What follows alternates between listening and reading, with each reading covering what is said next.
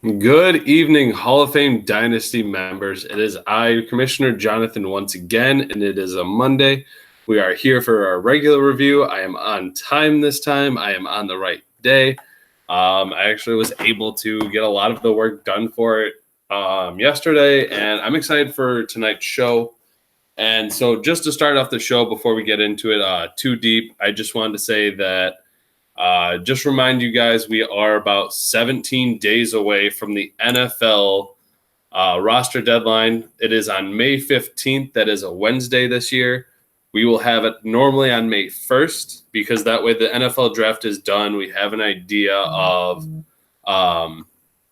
who's going to be on what teams, obviously, through the NFL draft. You'll know who's going to be available, who's not. May 1st will normally be the deadline, but May 15th will be the deadline for rosters. This year, I will review them as on May 15th to make sure everyone is okay. If not, we'll bring up the issues and have them done within 24 hours. But we are closing in on that deadline. I just wanted to remind everyone. Besides that, we've had a very busy MLB season. I've actually got 2 new segments to debut tonight. I'd love to get your guys' input on it. Especially with the time of year it is, I was thinking about it, and it really made sense to add them in. But let's get on with the show. We don't have anything really too pressing in terms of baseball stories this week. I didn't hear anything all of that real interesting. However, I will be doing a bit of a history lesson from the past few years because I know some of us have gotten into baseball more than others. So I may start incorporating some later less recent interesting facts, but I do have some recently. And so on this day in baseball history, on April 29th of come on, load up. There we go. In 2015, on April 29th, the Orioles beat the White Sox 8-2 in a completely empty stadium.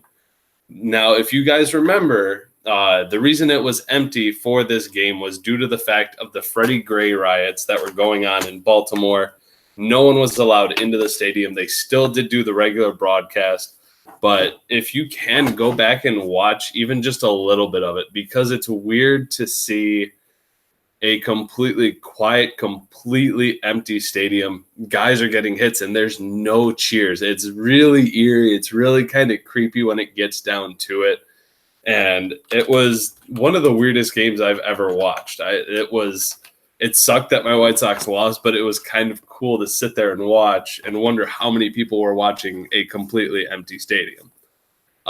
Also on this day in baseball history, in 2010, you had Roy Halladay lose his 3rd consecutive complete game, and that was to the Boston Red Sox, if I remember correctly, as I pull it up here. He lost 1-0 for that 3rd consecutive loss of complete games, and the only other person that had done it as of late was Randy Johnson when he lost 3 straight complete game decisions in 1999. And obviously, Roy Halladay became the first Toronto hurler or pitcher since Jim Clancy to do that since in 1982. So you know what it is. Complete game, 9 innings pitched, 10 innings pitched, whatever it is. You went the whole way and you still lost the game. Roy Halladay was famous for going game after game after game of just consecutive starts of going 8 or 9 innings. He was such a good pitcher with that. And for him to lose 3 straight games of complete games is absolutely insane. And for the last one you had in 2007, Trevor Hoffman appeared in his 803rd game with the Padres. That was the most by any player with any single team. The previous mark was with Walter Johnson of the Senators in 1907 through 1927, and then Elroy Face of the Pirates from the early 50s to the late 60s. But obviously, Trevor Hoffman being a relief pitcher, very easy to do, appearance after appearance, year after year, very similar to Mariano Rivera. And actually, I wonder how many appearances he had, because that does make seem pretty interesting. So Hoffman had 803. Mariano Rivera pitched in, let's see, he had games started Games finished. So games overall, he had 1,115. That was set, obviously, by Mariano Rivera for his career, but at that time, Trevor Hoffman had the 803rd appearance with the Padres, which was the most for any appearance with any team, and obviously that's been broken multiple times. So that's what I've got for this week. Nothing too interesting. I thought it was actually fairly fun to see some of these. Moving on, current individual league leaders, a lot of this actually didn't change from week to week. As you can see, runs hasn't changed. Bellinger's still there for his 4th week straight. Christian Yelich and Cody Bellinger now share the home run lead overall. Obviously, both are playing in the NL. This is the 2nd week for Christian Yelich up there at the top, while Cody Bellinger is back at the top once again. Same with RBIs. You've got Christian Yelich at 36, just over Cody Bellinger, who has 34, I believe. No, Cody Bellinger does have 36 as well, so he should be on that list. Stolen bases, surprisingly, Tim Anderson has 10 on the season, and we're not even out of April yet. Can Tim Anderson be a 40 stolen base, 20 home run type guy? It certainly seems like it at this point. However, even as a White Sox fan, I do have my worries because you look at what he's doing. He's hitting 387 on the season. However, his on base is 406. It's only about a 19-point difference. He has 19 strikeouts to 2 walks. So when this hot streak finally comes to an end, I mean, Tim Anderson's been great with 6 home runs and 10 stolen bases on the season. I love it, but I really wonder how long he can keep this streak up. He's not a 400 type hitter. And then we have a repeat winner in batting average and OPS and Cody Bellinger, 2nd week and 3rd week straight, respectively, for those 2 categories. I can't believe how hot Cody Bellinger has been. He's been absolutely incredible, and he's playing both at first base and the outfield. So far, he's played 11 games at first base and played right field for 24 games. It's been a great season for him. Surprisingly, he will almost have, with 20 appearances already in the outfield, he will have that eligibility going into 2020. So that's what we have for offense. Not a whole lot has changed, and that's just because guys have stayed on their hot streaks, especially Anderson, Bellinger, and Yelich. Those have been your 3 main guys in all of baseball that have been excellent just day in and day out. As for pitching, we have a big difference here. Quality starts really didn't change too much. It did go down slightly from last week where we had 14 players with 4 quality starts each. We are now down to 11 players. I could not list them all off. Typing-wise, it would take up way too much of the screen here, as you can see. But just quickly going through the list, surprisingly, Jake Arrieta has 5 quality starts out of 6 so far this year. You've got guys like Trevor Bauer, Jose Barrios, Garrett Cole, Patrick Corbin, as you'd expect. And then some names that really surprised me were Marco Gonzalez of the Seattle Mariners. You've got Matthew Boyd of the Detroit Tigers, and Joe Musgrove is also on that list. You've got really the top-end talents and then some guys that are really surprising and stepping up this year and making a big difference. Not every one of them is a strikeout-type pitcher, such as Joe Musgrove or Marco Gonzalez or Matthew Boyd, which surprisingly Matthew Boyd has had good strikeout stuff this year. But you've got a good quality group of pitchers that are going out there and getting the job done week in and week out. And I may sound a little bit different as I'm listening to myself talk. I've been fighting a cold over the last week since we last talked, so I'm a little stuffed up. As for walks allowed, this was such a surprise, as you've got one leader in this with Hyun Jin Ryu with 2 walks in 27 innings pitched. He has been excellent this year. The fact that he's been this good day in and day out every time that he's been out there is fantastic. He's locating well, and he's not just being a location type pitcher. because at this moment, as I'm talking, if I can pull it up fast enough, Hyunjin Ryu has 27 innings pitched, 2 walks, and 33 strikeouts. He has been excellent for the Dodgers, and that's what the Dodgers have needed after sustaining different injuries this year. Now, as for strikeouts, we have a 2-time leader with Garrett Cole and Max Scherzer, both knocked down 10 more batters this past week since we last talked. Excellent week for them both, leading the league in strikeouts as they were expected. These guys were expected to be top 10 pitchers in terms of strikeouts, and they are doing it. Now we have a new leader in ERA with Luis Castillo at 1.23 in 36 innings pitched so far. He belongs to the Chicago White Sox. He's been a fantastic pickup for the White Sox from last year. He's a guy that showed a lot of potential in 2018 and is finally strapping it down here in 2019 so far. Still has 14 walks and 36 innings pitched, so a little bit more than you'd want. But the strikeout stuff is there. He's pitching up to his potential so far. And your whip leader at this point is Chris Paddock. The rookie who broke camp with the San Diego Padres has looked excellent this year. And he's not at the top list of strikeouts, but he has been controlling base runners day in and day out. Every time he's pitched, he's been really, really good. Pulling up his stats real quick. In the games that he's pitched, he's only had one game. Actually, if I can pull it all up here. Out of the 5 games that he's pitched, only one game has he allowed more than one walk, and that was to the St. Louis Cardinals. And I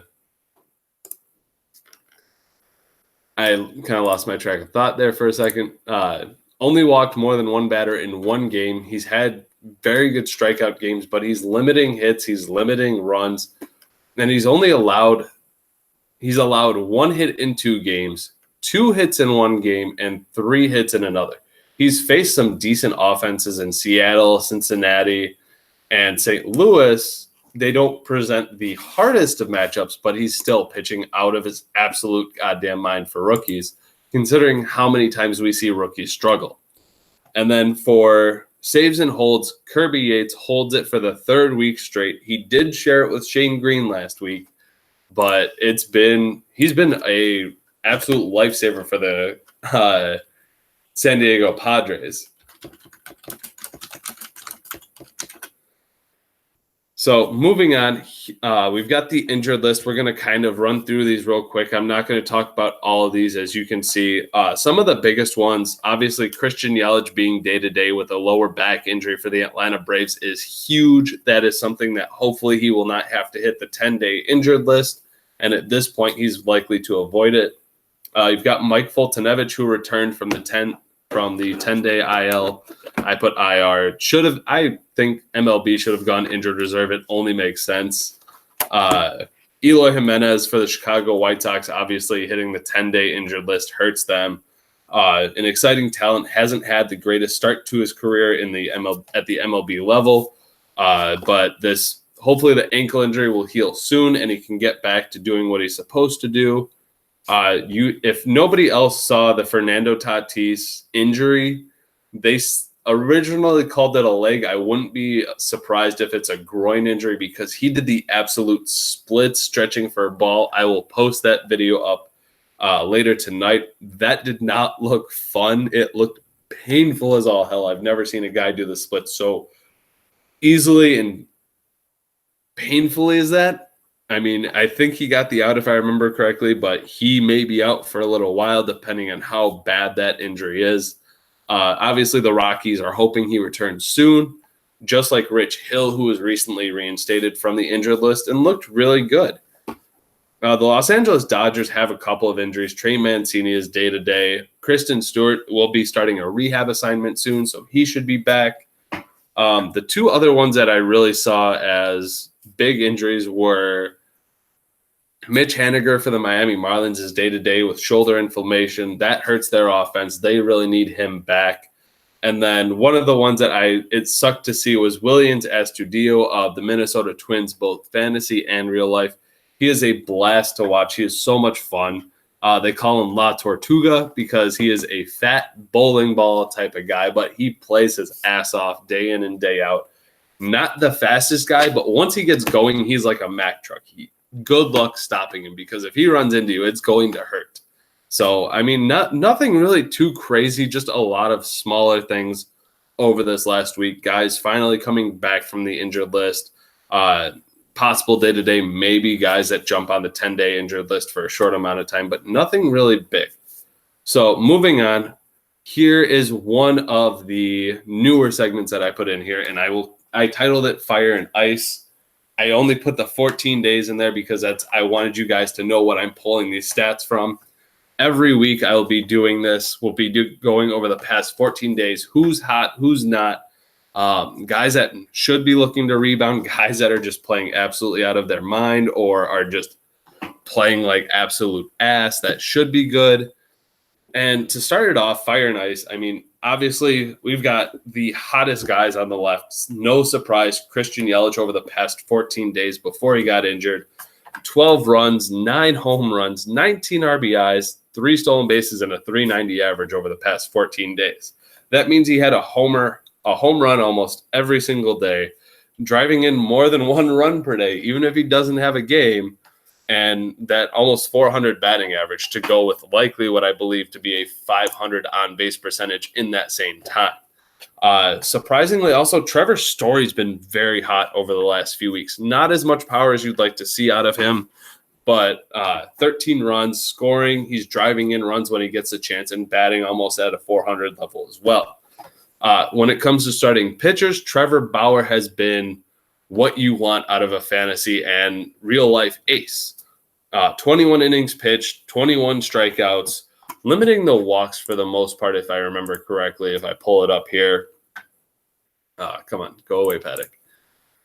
There we go. 11 walks, more than you'd personally want, but still a whip just under 1.1, one of the best pitchers of the last few days or last few weeks. You've got a lot of actually good pitching when you look at it. Yu Darvish has been very good. Justin Verlander, of course, has been excellent.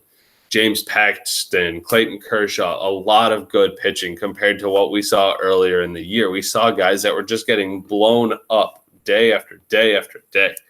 And then surprisingly, Reynaldo Lopez, he comes onto the list, and a lot of it was due to the fact of his 14 strikeout game that he had on Sunday. Excellent way to end the week. And he had 18 innings pitched over the past 14 days, 27 strikeouts, 1.5 ERA, and a whip just above 1.05. Excellent 2 weeks for him. He's looked very good for the Chicago White Sox, and only 5 walks to go with that. Now, on the ice side of things, there have been a lot of players that have been cold. Ronald Acuna struggled at times. Obviously, guys like Jesus Aguilar have struggled. But those guys like Jesus Aguilar who are losing playing time might make the list depending. This week, though, we will start with Domingo Santana, outfielder of the Seattle Mariners, who his counting stats are okay. 2 home runs, 5 runs, 7 RBIs. But remember, that's over the past 14 days. And to go along with a 222 average and 666 OPS, that is terrible compared to what he started off as. He looked like the guy that we saw in 2017. He looked like he could repeat that year. He's having a bit of a downtime over the past 2 weeks, but that Mariners offense really has overall. Another guy that obviously was a teammate of Domingo Santana last year is second baseman and third baseman Travis Shaw. Only 3 home runs over the past 14 days, hitting below the Mendoza line at 191, and his OPS is absolute trash. He's got a little bit of power, but nothing's been going right for him. He hasn't been hitting very well. As for not hitting very well, Kevin Gausman has been getting hit everywhere over the last 2 weeks. An ERA over 6. The whip, surprisingly, though, has been kept in check for the most part. A lot of that of his terrible performance, though, is going to be because of a blow-up game that he had recently. If I can pull up his stats.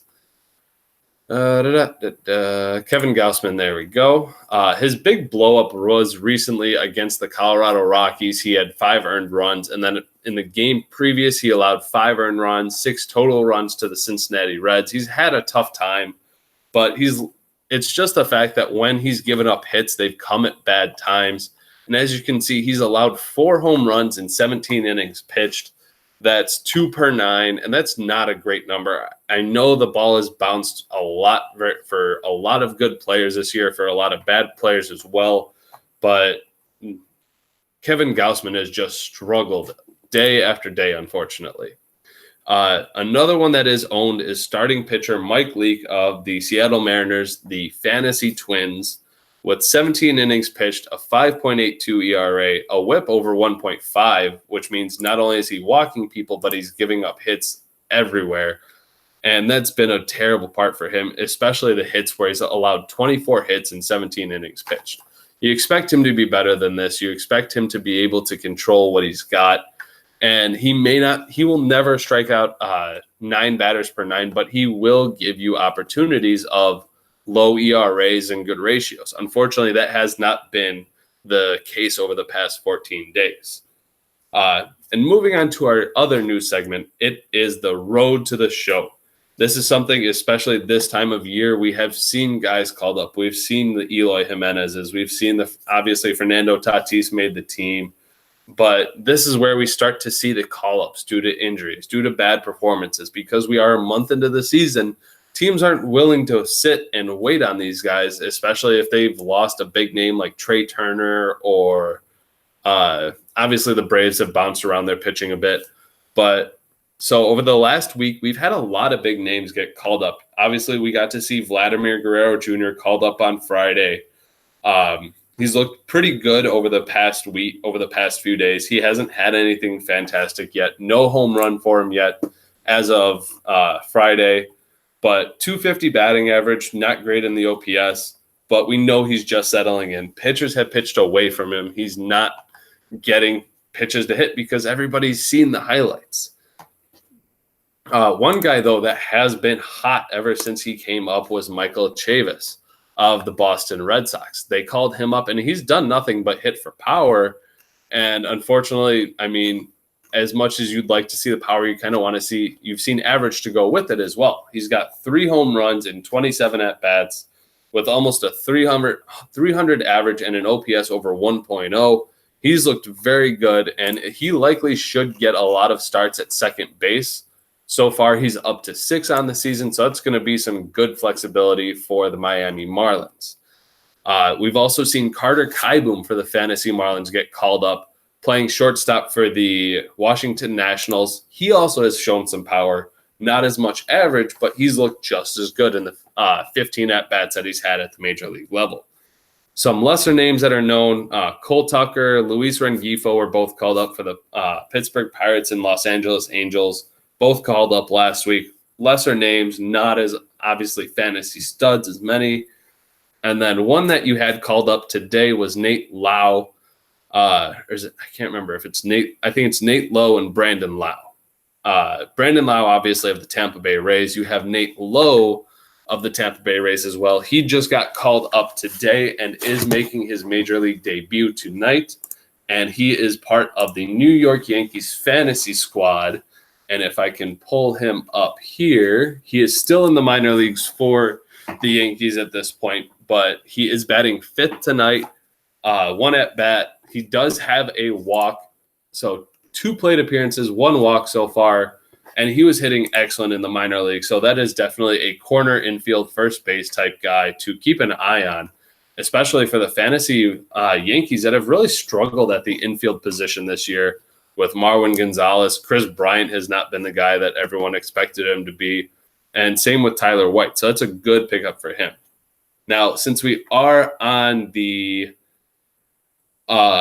topic of minor leaguers, I do want to remind people that before you can pick up a prospect, they have to at least be called up to the minor league or to the parent squad of the team.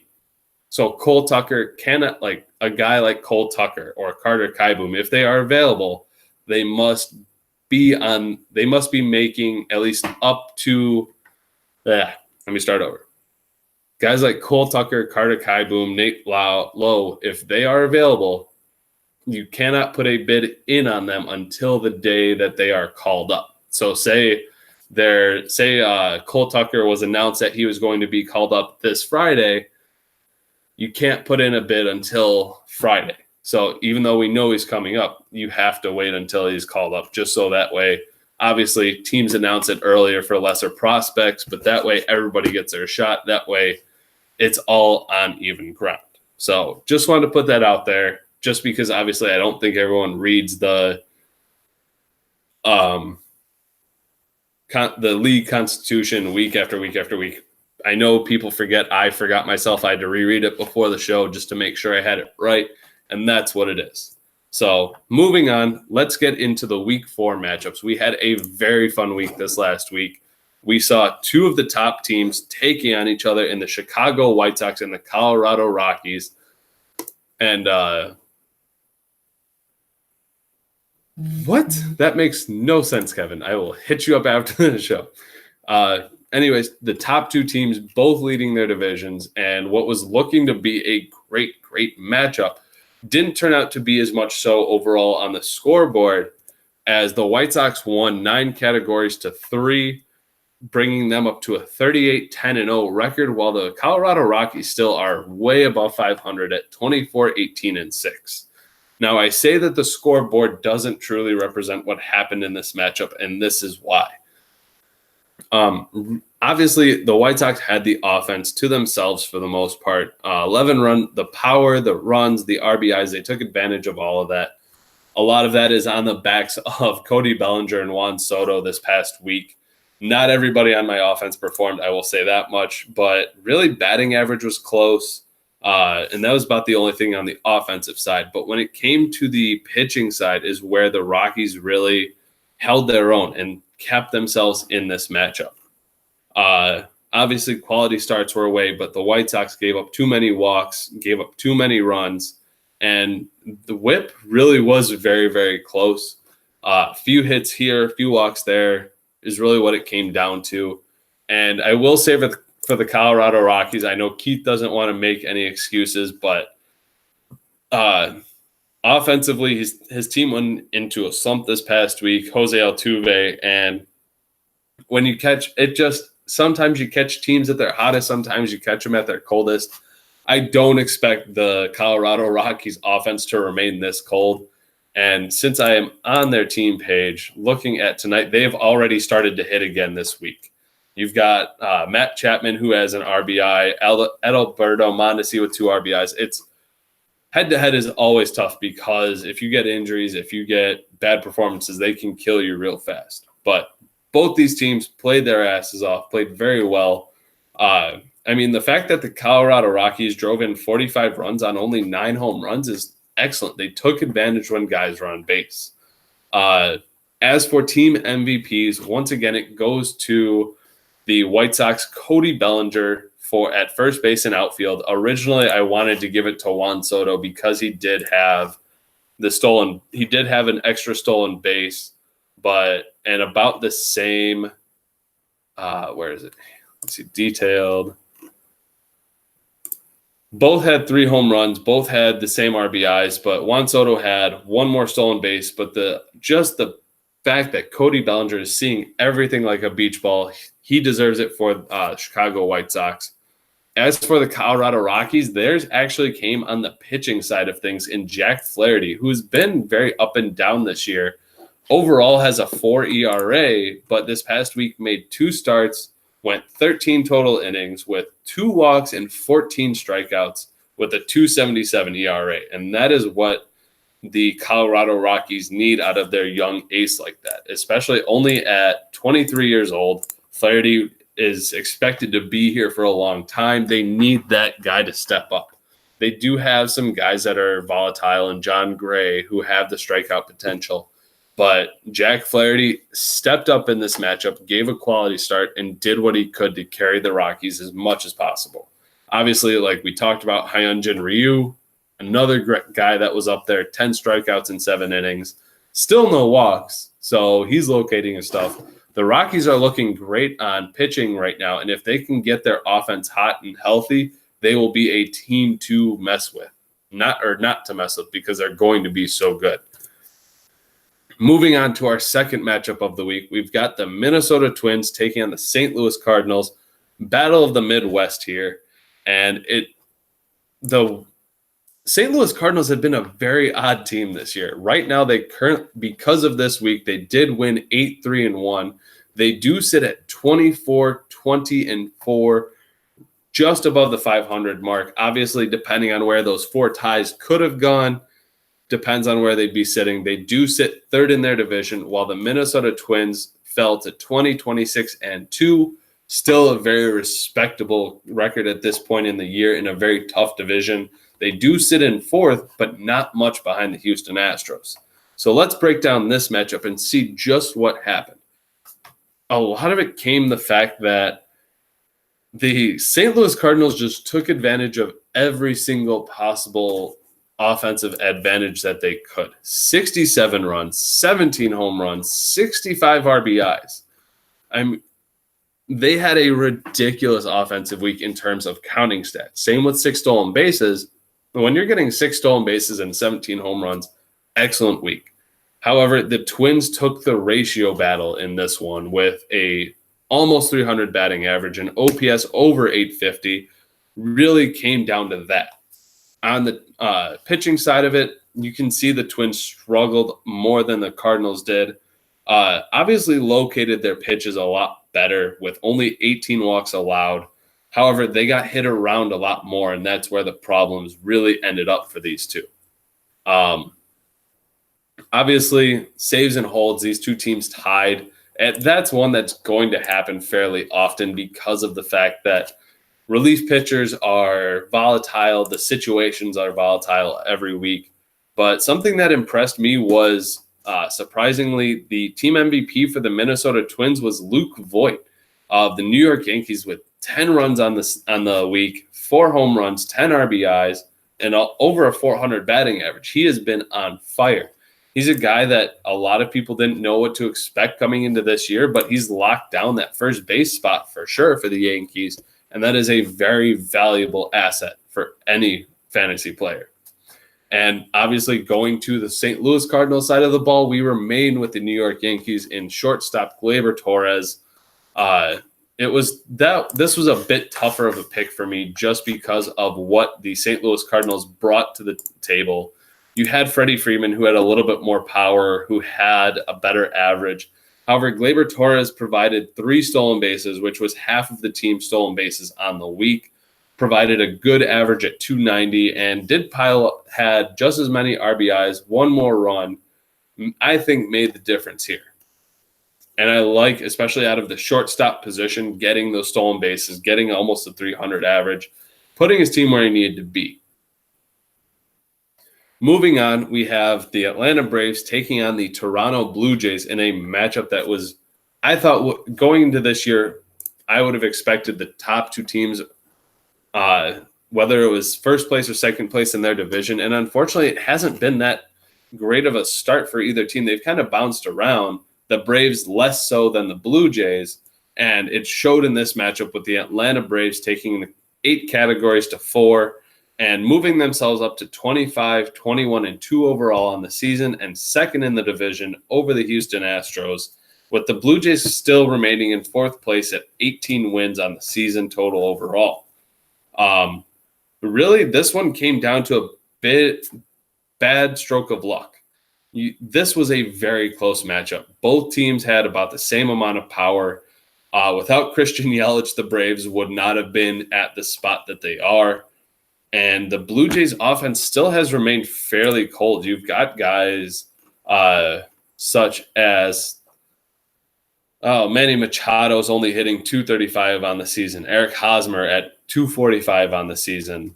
Bryce Harper has the power, not so much the average yet. And same with Yasiel Puig. He's at 609 OPS on the season. A lot of it has been the fact that you've got the big names. You've got everything there for the Toronto Blue Jays on paper, but they just haven't been able to put it all together yet. And you can see that in their offensive stats here. They just trailed the Atlanta Braves in almost everything by little bits. And when it came down to it on the pitching side, it was almost very similar.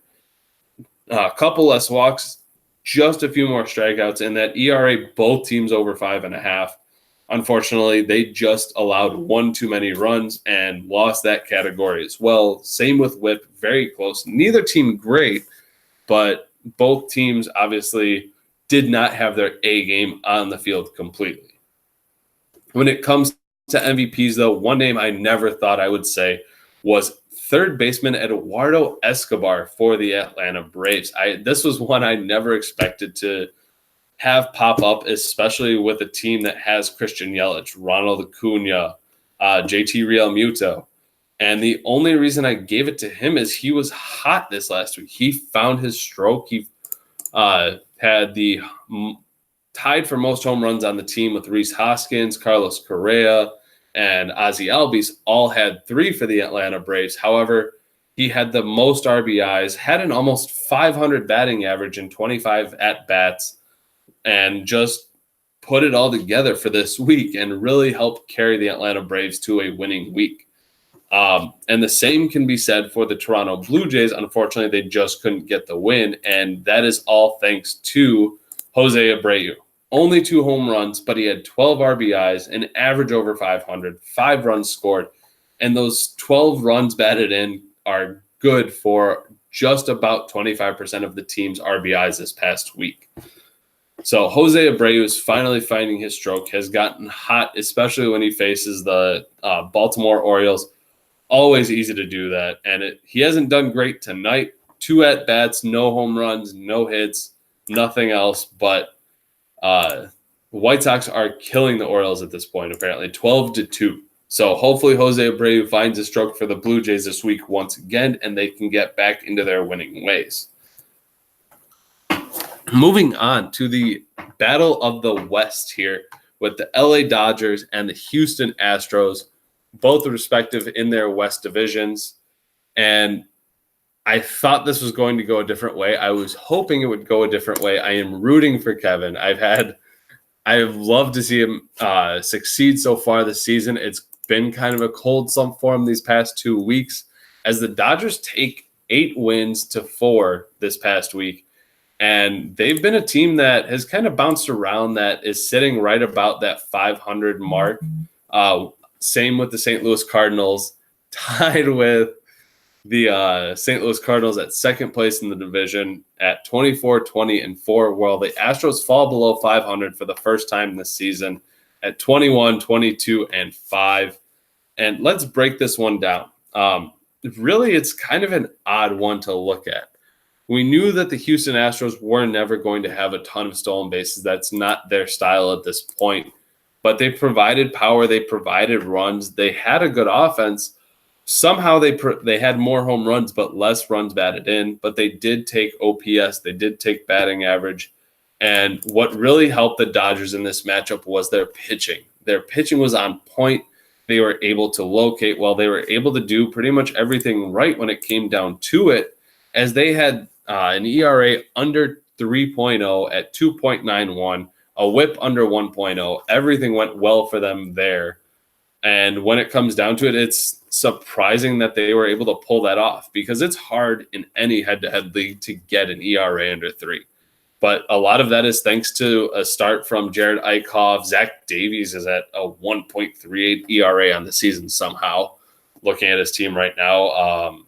You've got guys like Ryan Brazier at 1.46 out of the bullpen. Ryan Presley's at 0.00. Looked very good for his team.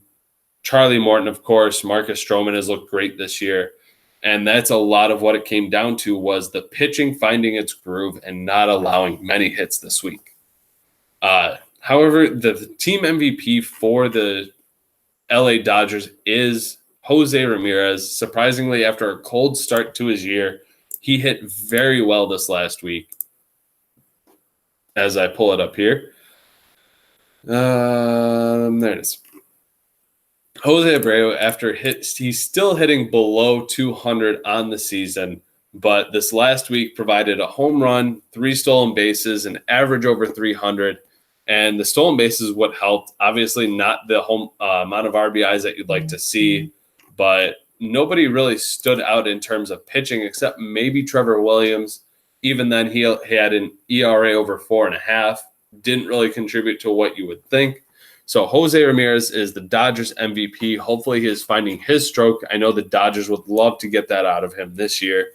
And also as, what do they call it? On the other side of the field for them, their respective, the Astros' respective third baseman, also team MVP, and Nolan Arenado, who's also had a slow start to the year, but definitely not as cold as Jose Ramirez has been. Batted .346 on the week, 3 home runs, 8 RBIs, has looked great, finally starting to heat up after a slow start to the season. And if the Astros expect to compete this year, especially with Nick Castellanos and Brandon Bell, guys like that, they need, along with Andrew Benintendi, they need Nolan Arenado to lead the pack. They need him to get the offense started and rack up that power, rack up the runs batted in.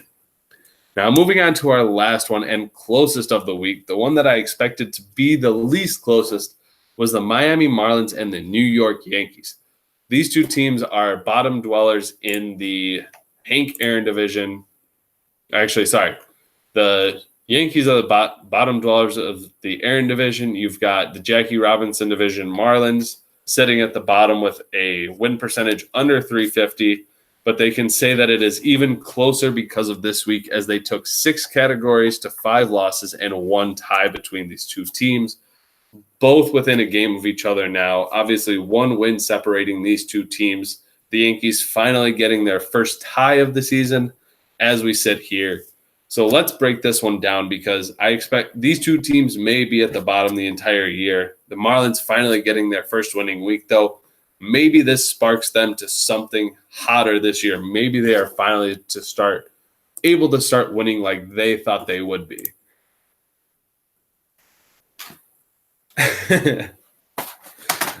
So looking at it, really, I called the Marlins win, I will say that. But surprisingly, not a fantastic week for either team. You can see that the Marlins had power. They took basically the Joey Gallo approach. Tons of home runs, tons of RBIs, decent amount of runs as well, but OPS and batting average are trash. We expected that. Same went for the Yankees. However, they just didn't have the power. However, I will say they are starting a lot of backups at this point, as they are missing half of the Yankees roster. As the real-life Yankees had 15 fantasy players on their injury report, the fantasy Yankees currently have 6 offensive players on IR and 3 of their top pitchers on IR as well. So that's a very tough spot for them to be in. Obviously, when you're starting guys like Josh Tomlin, Luis Cessa, Jay Bruce, Dan Vogelbach, you're down to your last. You're struggling at this point. But if they can get Scooter Gennett, Miguel Andujar, Didi Gregorius, Giancarlo Stanton, get these top names back, then they should be able to compete. It's just been a very slow start for the New York Yankees. As you can see, Yankees finally started to find their pitching, though. Guys like Chris Sale finally started to hit their groove. Masahiro Tanaka looked really good this past week.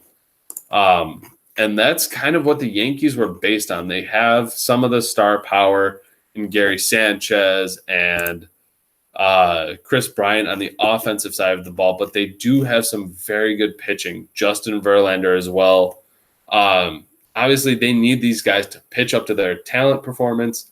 And if they can do that, I expect them to be at the top of the league, or at least in the playoff picture.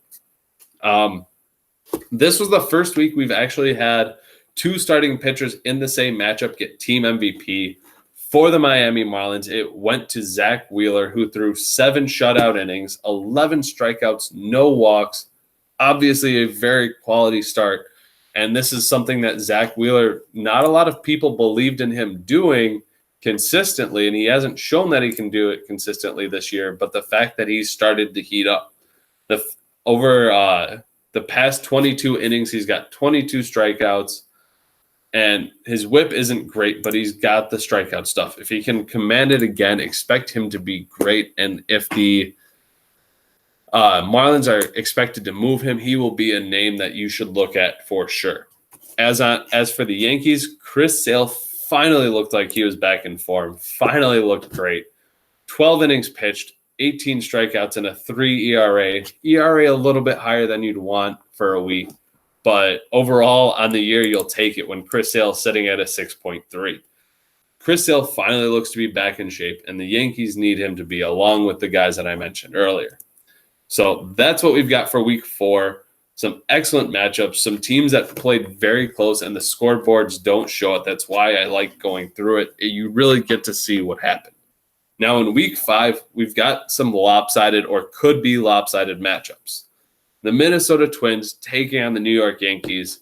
Like we just talked about, the Yankees are struggling to stay healthy, both fantasy and real life wise, while the Minnesota Twins have just kind of hit a rough patch with some of their opponents that they faced. And we've seen them with bad, unfortunate luck in both hockey and football. So they're hoping that this doesn't carry into the entire baseball season. But obviously, Twins sit at 4th in their division in the Hank Aaron division, while the Yankees sit at 5th in the same. And I expect the Twins to win this week. They are not a team that I expect to take lightly, even though their record says you should. They are still a very good team, and the Yankees are hurt at this moment. Now you've got a battle of the Jackie Robinson division. The second and fourth place teams taking on each other. The Toronto Blue Jays, who I expected to be great. I expected them to perform. Unfortunately, their team has been cold. While the St. Louis Cardinals are kind of all over the place. They sold off parts of their team before the year. They've been making moves. Guys like Jose Martinez have been getting in the lineup. He's been hitting very well. Surprisingly, Kike Hernandez has been a good part of it. Alex Gordon, they've been very, very active on the waiver wire, and that's sometimes what it takes to put a team together. Now, the Toronto Blue Jays have the talent, but until they can prove to me that they can put it all together in 1 week, I'm still going with the St. Louis Cardinals, who are surprisingly relying on a lot of St. Louis Cardinals in Matt Carpenter, Jose Martinez, Paul Goldschmidt. I'm just realizing this as I look at it. They, of course, do have that balanced out with some Yankees. They've got, obviously, Gregory Polanco's was hot when he first came back, has kind of faltered since then. But they are sitting on a very good team still, especially pitching-wise. They've got some good talent. If they can keep it up, they'll be a team to mess with coming down the road. You'll want to face them to see as a testing point, to see if you can play with the big boys. In the next one, I expect this one to be very lopsided. Colorado Rockies coming off a tough loss in this last week, very close matchup, and they are looking out for blood. I know they want to face the Chicago White Sox again. They stated it earlier today in the chat, but taking on the Miami Marlins, I feel bad for the Marlins because they are about to receive the beatdown of the century as the Rockies are ready to take out their frustrations, and I've got the Rockies winning this matchup pretty handedly, unfortunately, for the Miami Marlins. Now, we've got the Houston Astros taking on the Atlanta Braves. Unfortunately, as you saw earlier in the show, the Atlanta Braves have suffered some injuries, with Christian Yelich being a question mark at this point, and Ronald Acuna Jr. has slumped as of late.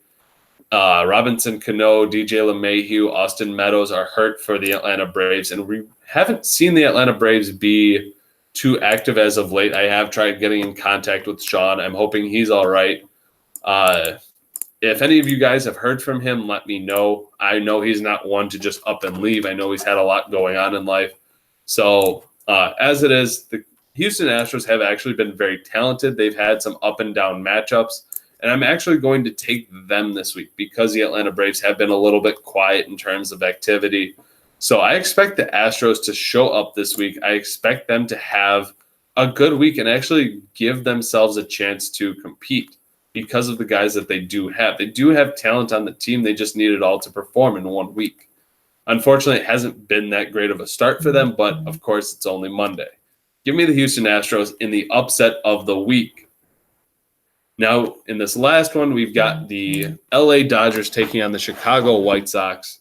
The LA Dodgers, like we talked about, are a team that sold off to start the year, but I'm really expecting them to still keep up with everyone. I could see them making the playoffs. They've got a very different type of team, and I will be going through lineups tonight as well to let you guys know who needs to be called up, who doesn't, who needs to be sent down. If there's any issues, just let me know. I know Keith was saying that he had some issues in terms of setting lineups. For some reason, they would reset. I know Fantrax has done that to me a couple of times as well. Back to the matchup as I got sidetracked there. LA Dodgers taking on the Chicago White Sox. The White Sox offense has been hot. Their pitching has been up and down, but because of Bellinger and Moncada, I just like the Chicago White Sox in this matchup. I expect the Dodgers to give the White Sox a run for their money. I'm not counting them out whatsoever. They are a very tough team. And as we sit here, it is 4-4 in this matchup. Categories kind of all over the place. And so it's going to be a fun matchup. That's one to watch along with the Astros and Braves. So that's what we've got for tonight. I kind of started there in the last few minutes. But as it is, love what you guys have been doing. It's been fun. And this is the time of year where it's going to get really fun in terms of call-ups. You're going to have some lesser names, lesser known names get called up by teams and make a fantasy impact. Guys like Jesus Aguilar and Max Muncy last year are good examples of guys that you never know who you'll find on the waiver wire. And sometimes you just have to take that chance. Especially in a dynasty when they're young, you may as well take a chance on the talent. So good luck to everyone this week. I'd love to have you guys join me. Let me know what you guys think of the new segments. If you guys want to see something changed, like Fire and Ice, if you want to do it just over the past week, if you want to do it over a month, whatever it is, I'm willing to work it in there. I love your guys' input anytime you guys want to give it. So I will talk to you guys later. Keep those fantasy lineups rolling. And remember, May 15th is the NFL cutoff for roster dates. We will go from there in terms of the rookie draft. I would love to get your guys' opinion. Maybe we can do it at the beginning of June if we want to wait till then. If we want to do it shortly after the roster cuts, I would love to, and we can go from there. So I will talk to you guys later. Keep those fantasy lineups rolling, and good luck.